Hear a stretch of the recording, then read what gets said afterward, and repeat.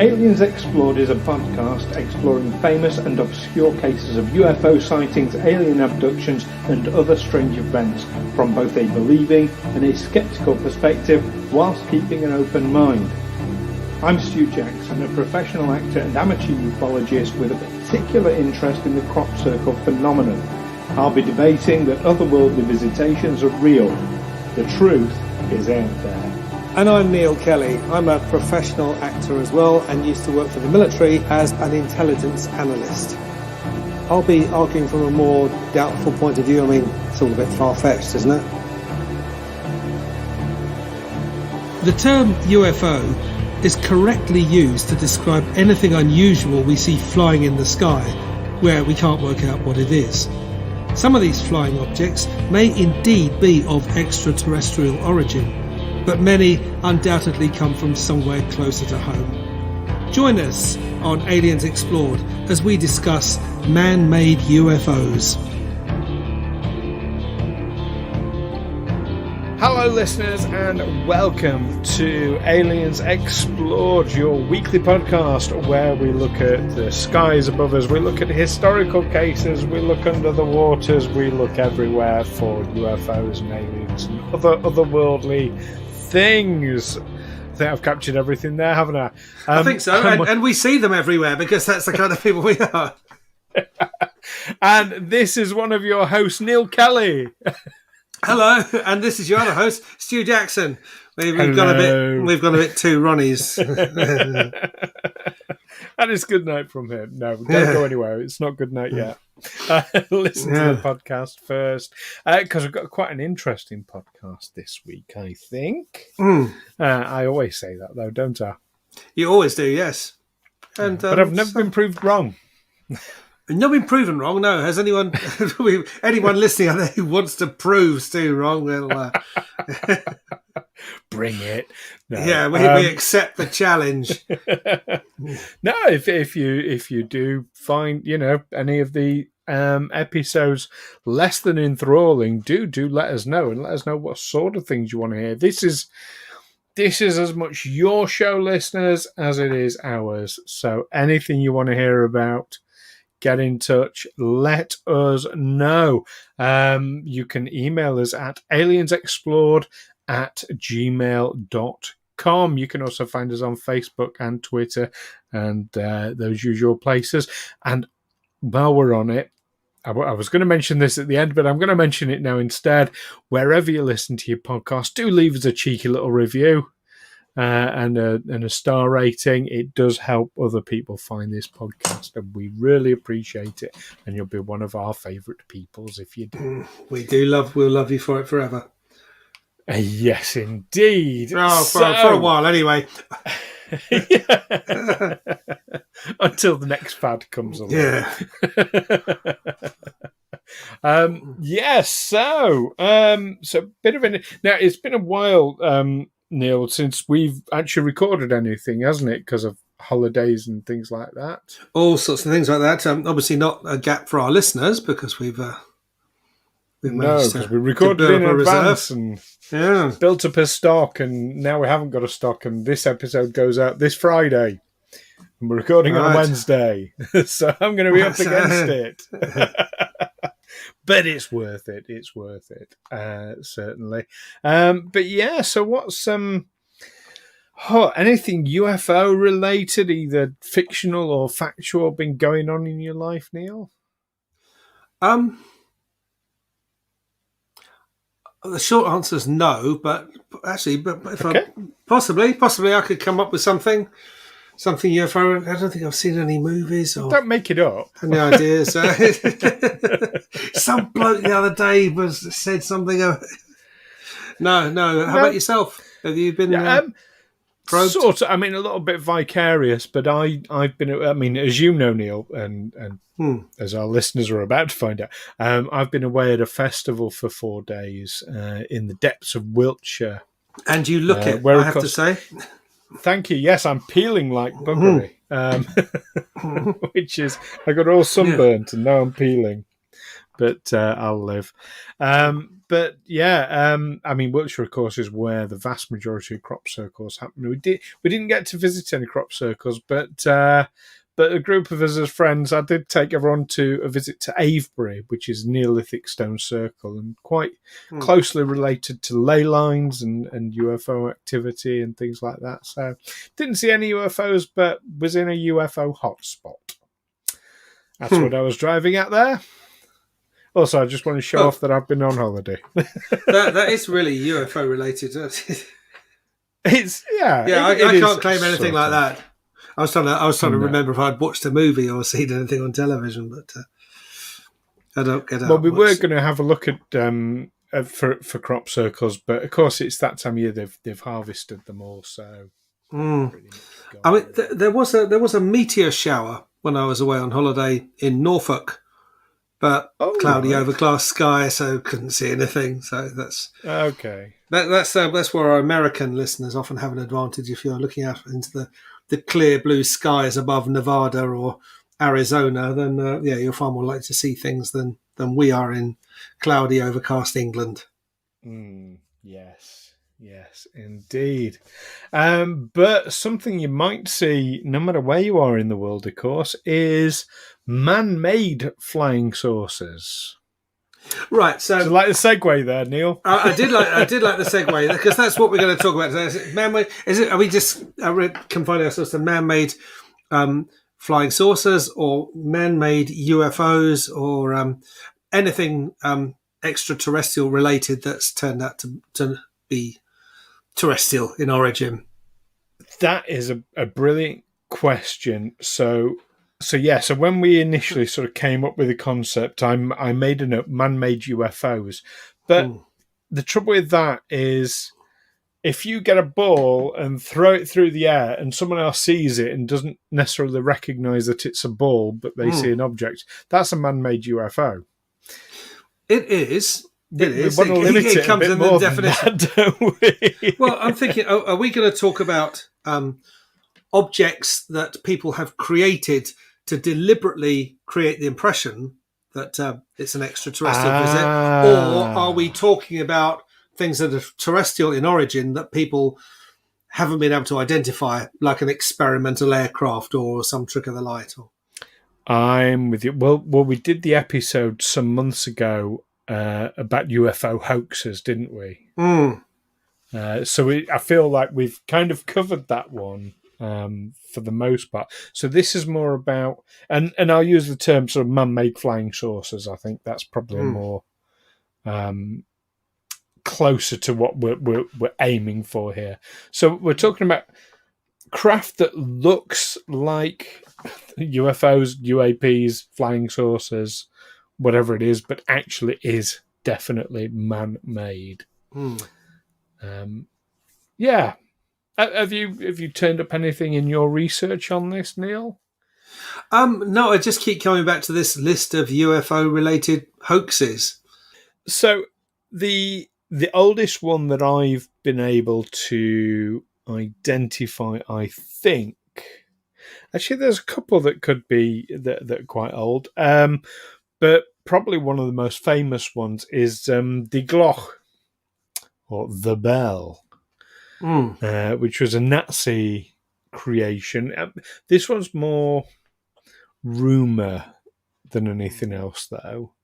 This bell-shaped craft, which was allegedly an anti-gravity craft, possibly even a time travel vessel as well. There's a lot about it on there. Vril powered, it's said by some. And we talked about the Vril Society recently, didn't we? And we've talked about the Foo Fighters as well, which were thought to be advanced Nazi aircraft. Yes. Yeah, well, the Foo Fighters is kind of the opposite, I suppose, of what we're talking about here, because the Foo Fighters, they saw and thought, oh, look, it's like it's man-made craft, but it's advanced man-made craft, but actually it wasn't.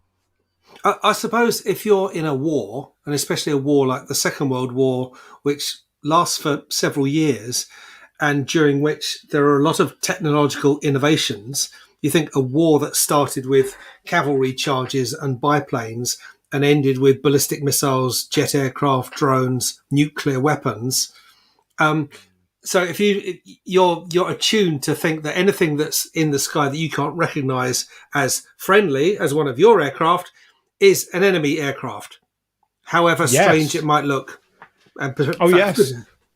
Totally agree. And in the same turn of foot, like we look at things today, and because of media, because of like science fiction movies and things like that, we now see a light sort of speeding across the sky, and we automatically go, "Oh, it's aliens." How many times has the Starlink train been misidentified as UFOs or alien craft? Because they're all lights travelling in a straight line, loads of them. Well, that's something that's I've heard expressed before about all these people who have been, so many people have claimed to have been abducted by aliens or have seen UFOs. They are people who are known to have had a long time interest in UFOs. So how come it's these people who keep seeing UFOs? The ones who are just obsessed with them, who will bend your ear down the local bar if you let them about and go about UFOs.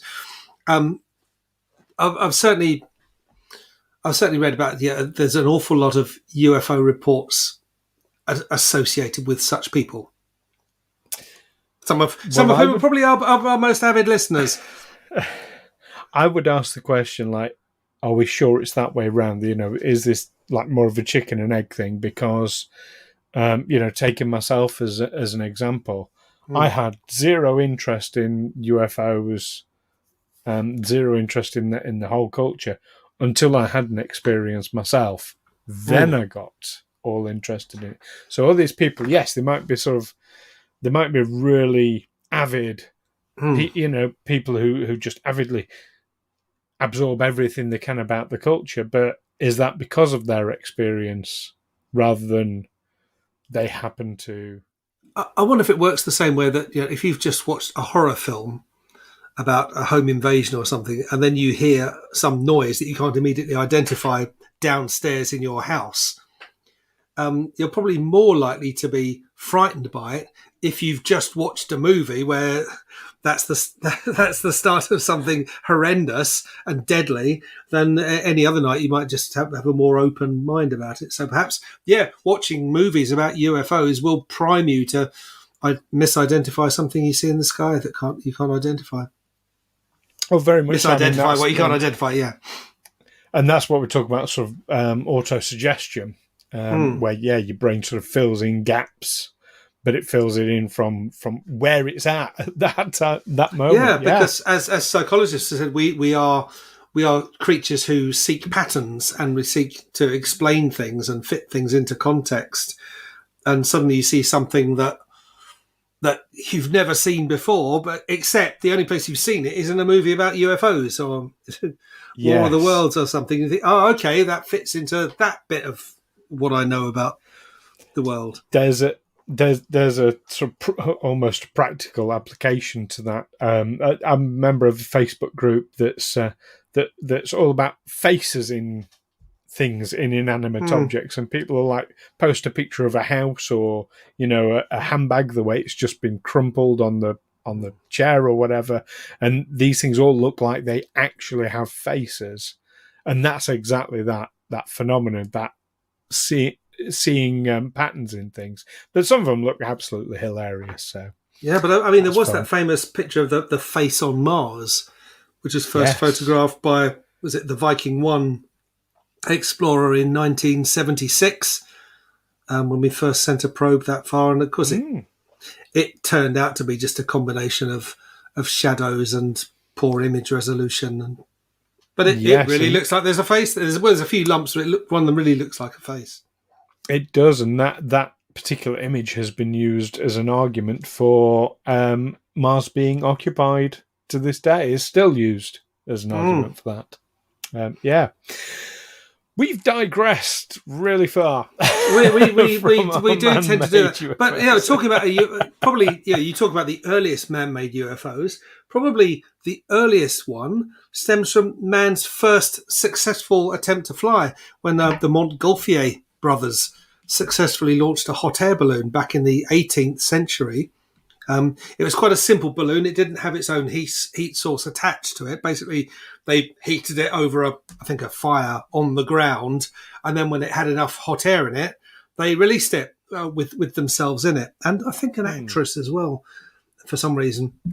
And they flew a certain distance, and then when they landed, because obviously something like that will only go so far before the air cools and it comes down again, they were attacked with pitchforks by angry and frightened peasants who did indeed think they'd come from another world, because they'd never seen anything like it before. Wow.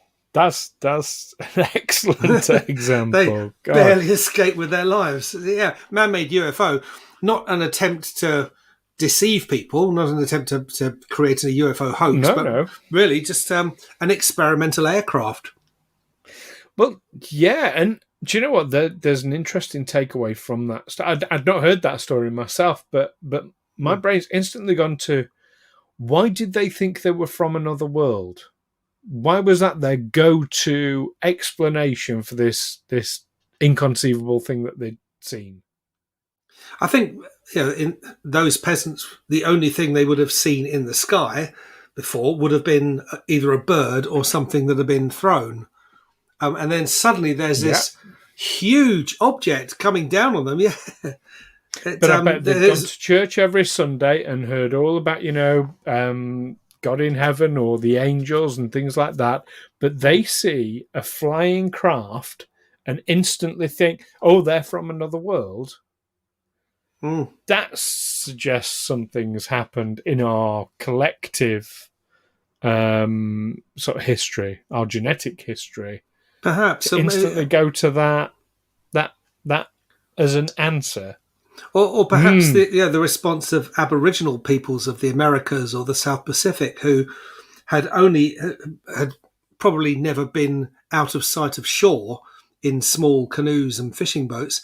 Suddenly, these huge sailing ships arrive, peopled by people who look, I suppose, superficially like them, that are just a different colour and dressed very differently.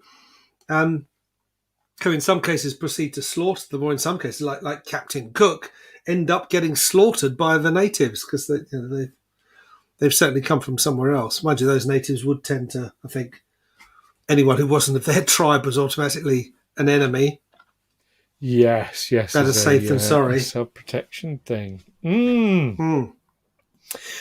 Bringing it round to actual sort of flying saucer-shaped vehicles. The earliest actual, so not in legend, not in speculative one, but actually physically exist. In fact, the craft itself still exists in a museum.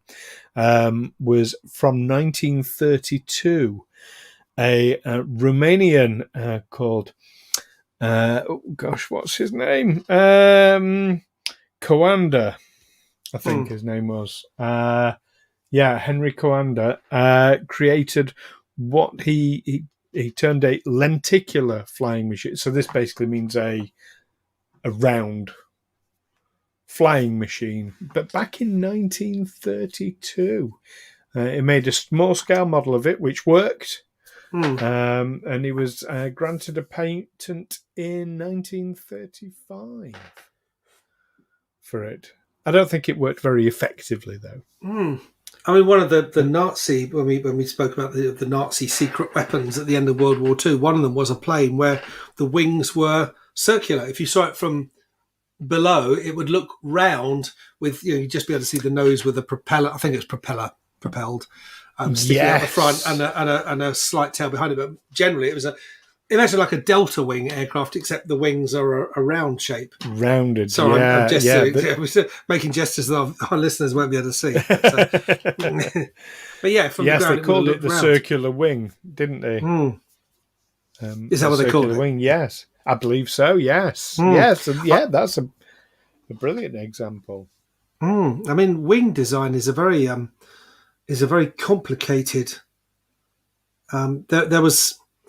I know someone who worked on the design for Concorde, And they spent a very long time designing this unique wing shape, because Concorde was effectively a delta-winged aircraft, but they needed a wing that would be stable in slow flight, when it's sort of cruising over areas where it's not allowed to go full thrust and break the sound barrier, or just sort of landing and take off, but also would be able to hold up in supersonic flight.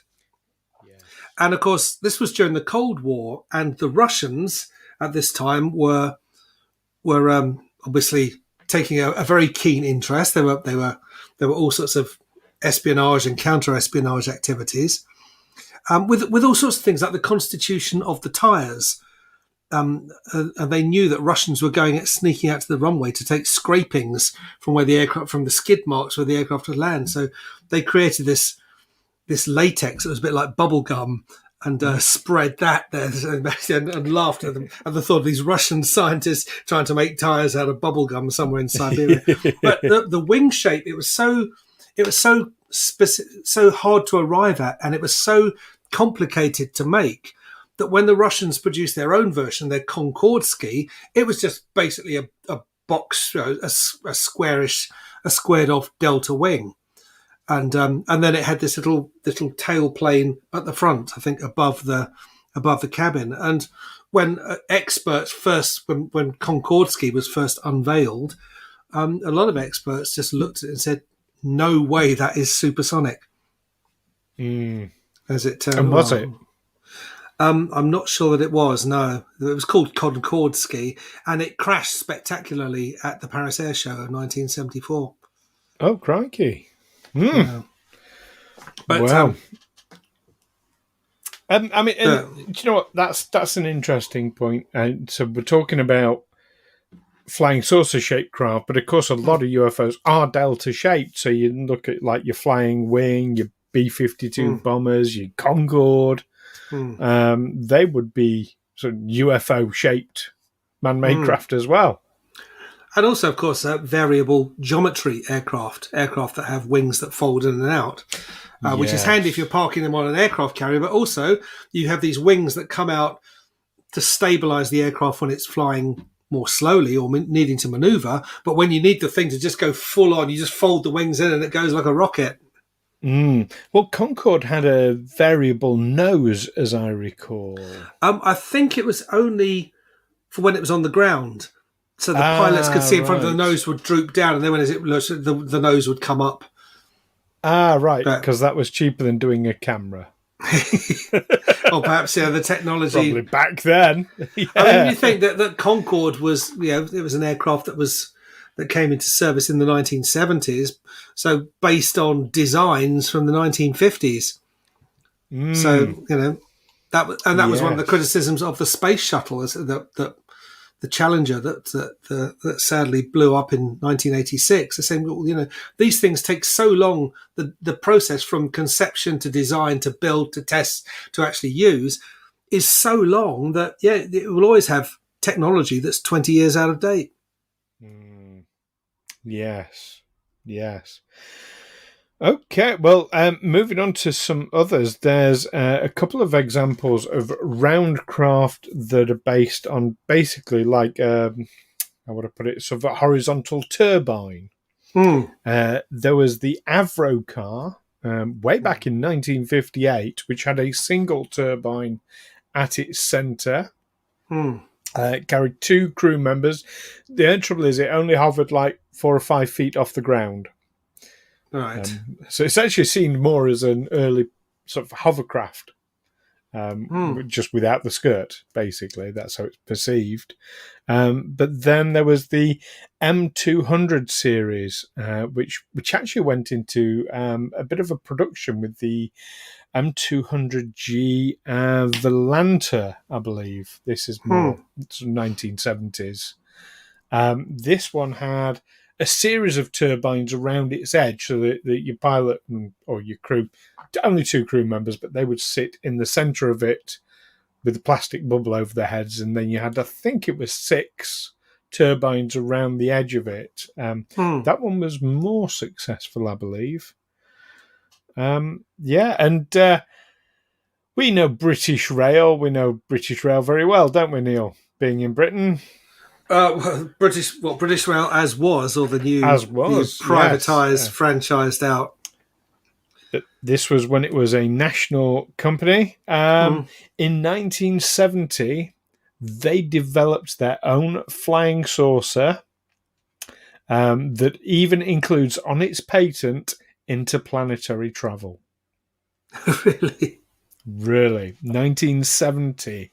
Now, this is a particularly interesting one from my perspective because they included as part of the plans, as part of the designs, superconductivity and nuclear fission before both things were discovered. So, atomic fission or nuclear fusion? Are we talking nuclear fission? So that's an atom bomb. Yeah, That's splitting an atom. That's splitting an atom. Sorry, my bad. Nuclear fusion. So that's welding two atoms together. Yes, fusion. Sorry, not fission. Can't read my own writing. Yes, nuclear fusion. And superconductivities. But yeah, before these things were really contemplated as a power source for craft, I suppose. Now, since then, sort of scientists have looked at these designs and said, "Yeah, that wouldn't work. It'd kill everyone on board." Well, I mean, a nuclear submarine, a nuclear-powered submarine, is effectively a steam engine. It's just that instead of a coal in the furnace, it's got decaying nuclear material generating the heat. Yes, to power the steam engine. But that's how a power station itself works. It creates steam, which drives turbines, and that's what generates the electricity. That's all the power station is, a big kettle. Or a big dynamo, like on your on your bike. Yeah, because I grew up near nuclear power stations, and you'd see these massive chimneys, and you'd see all these plumes of white coming out the top of them, like constantly, and people would look at us, all this pollution coming up. No, it's just steam. It wasn't pollution coming out of them at all, just steam.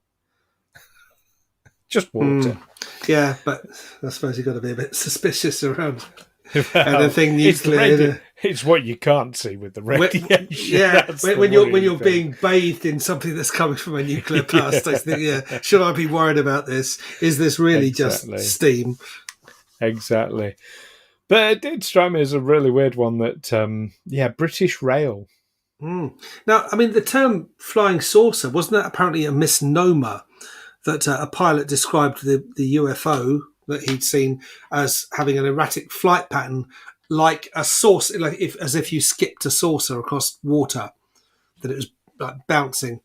And a journalist translate that when it came out, he'd written that it was actually a saucer-shaped object.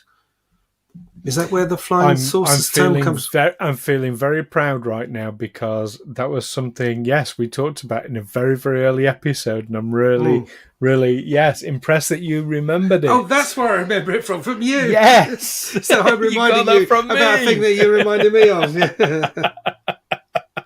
I mean, it wasn't so much that he misnamed it. He called it a flying saucer, but his intention was describing the movement rather than the shape of it. But it was then later by others sort of taken away to... and it was describing a disc-shaped object.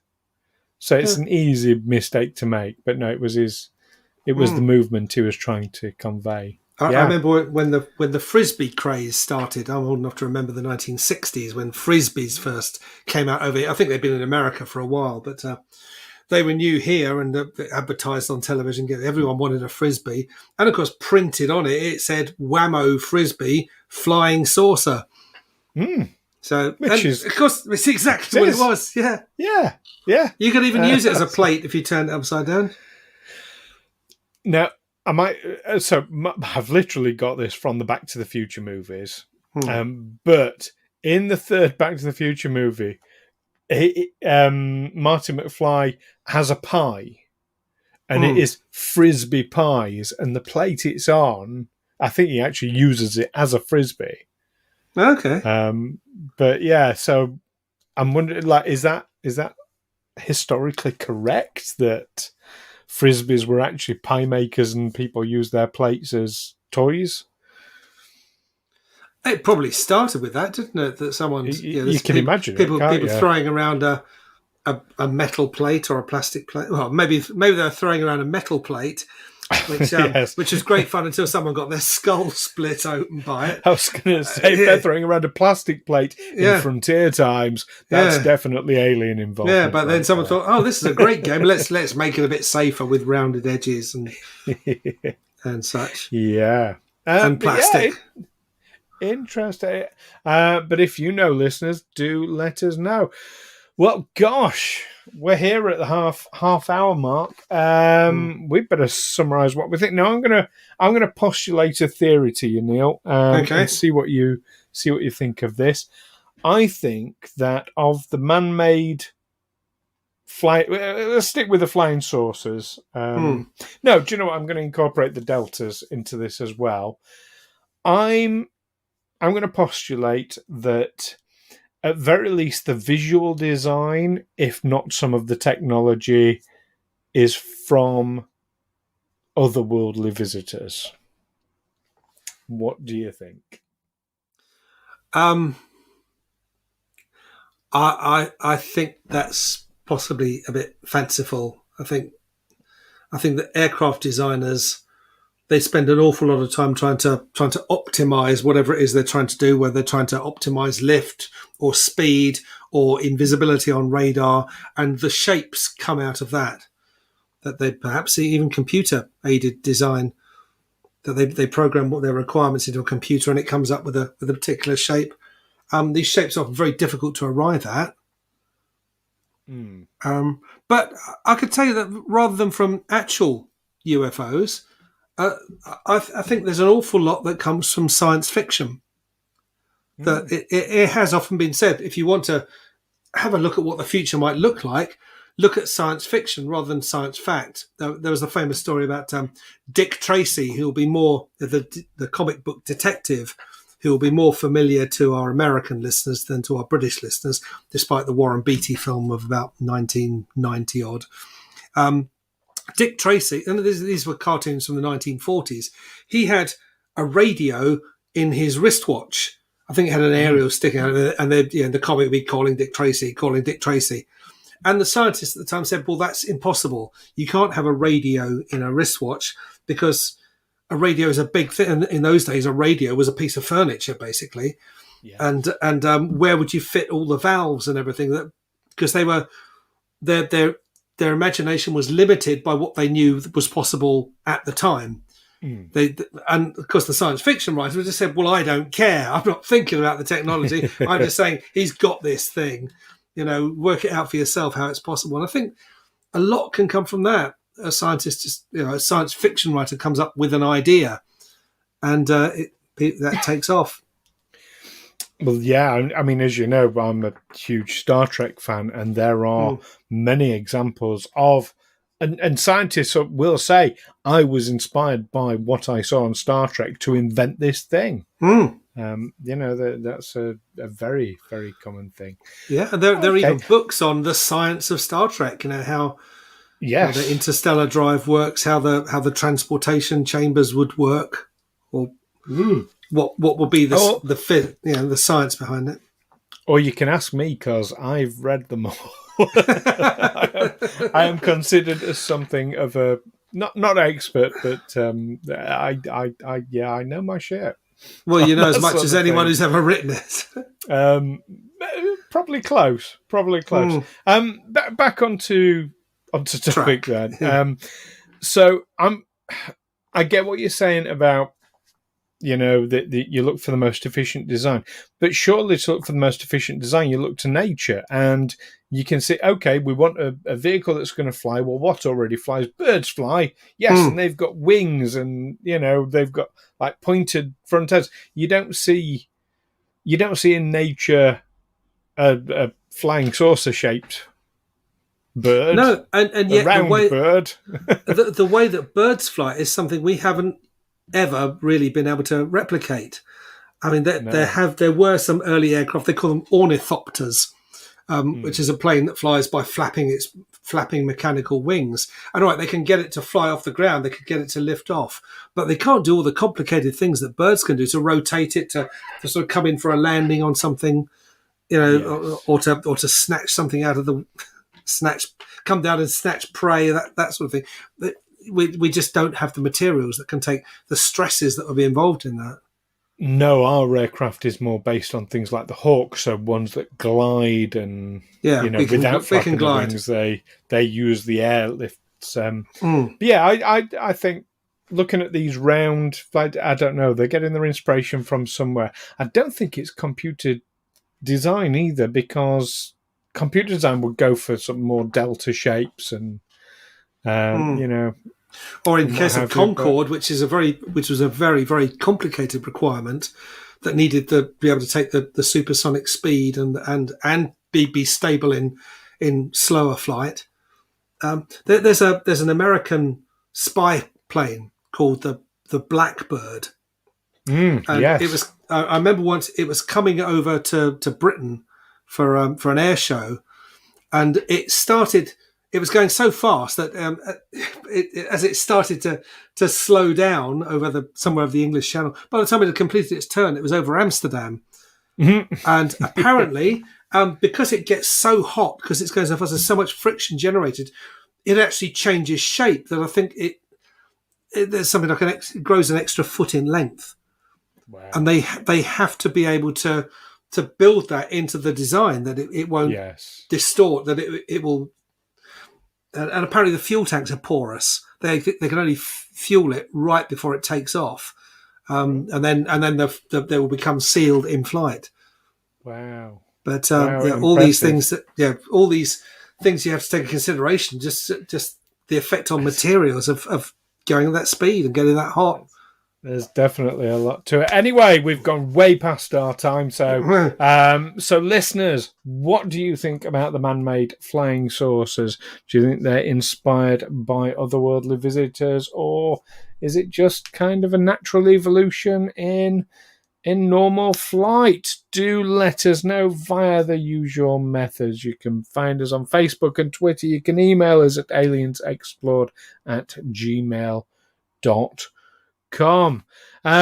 But don't forget to join us next time. Oh, Neil, we talked about Close Encounters of the Third Kind recently. We did. We're going to be talking about the alleged real-life version of that next week. We're going to be talking Project Serpo. I look forward to it. Excited for that. In the meantime, listeners, keep watching those aircraft coming off the assembly lines. Yes. Why not? Yes. Don't hang around experimental aircraft bases with them. Not a good. Don't do that. Idea. It's not a good. But do watch them anyway. And the skies. Take care for now. Catch you next time. Bye. Aliens Explored is a Figo Films production in association with Juicy Falls. Music by Darren Mafucci and editing by Stu Jackson. Find us on Twitter and Facebook by searching Aliens Explored or visit aliensexplored.com.